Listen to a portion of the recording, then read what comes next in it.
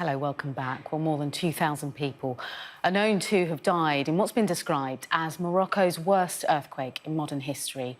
3 days of national mourning has been announced and charities are working fast to send whatever support they can to the most devastated areas. Well, joining me now is Ridwana, Chief Executive of the emergency relief charity, the PennyAppeal. Very good morning to you, Ridwana. Talk to me a bit about what you and your team are doing to help. Hi, good morning, everyone.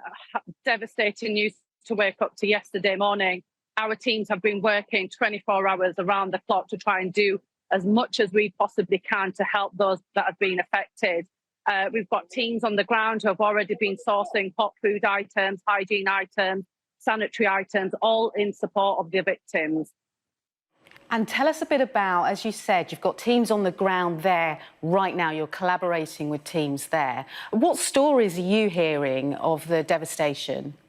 It's absolutely heartbreaking. There was a lady who'd lost 4 members of her family in the devastation. We've got families who are sleeping on the floor, families who've literally lost everything, just crying in the street, looking for their loved ones as well. It's been absolutely devastating.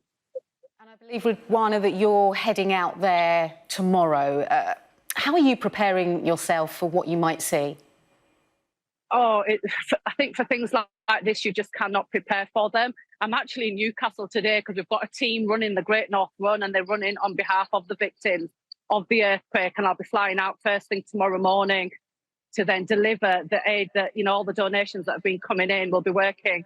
For things like this, it's really, really hard to try and, we just have to crack on with it, and we just have to do the best that we can. You can never prepare yourself for these sorts of things. Absolute legend, Ridwana. Just talk to me, though, about some of the biggest challenges that you think you and your team will face, because I'm looking at pictures now, and they're some of the more remote areas are going to be quite challenging.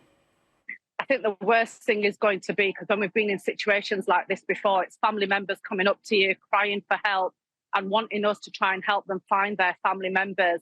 And you can only hope and pray that under all that rubble, we will eventually find them.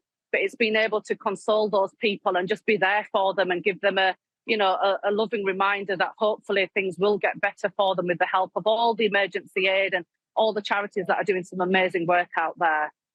When you think long term, how can you help families that have lost everything? Because we're talking about the days, some of the weeks that follow, but long term, it's going to be a challenge for so many people. Oh, definitely. This is it now. This is going to be the start-up of providing as much as we can for some of these families. So in the interim, we'll be doing hot food and sanitary items and hygiene items and medical aid. But then long-term, we will be working with the local communities, the local governments and agencies to see what we can do to then rehabilitate these people back into some kind of accommodation and homes, whether it's temporary to begin with, but then think about more long-term solutions for them.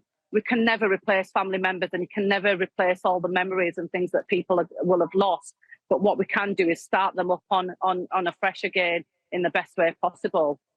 Look, very best of luck to you and your team. We'll leave it there. Thank you very much. That's Ridwana. Thank you very much. Now we'll have more on the situation in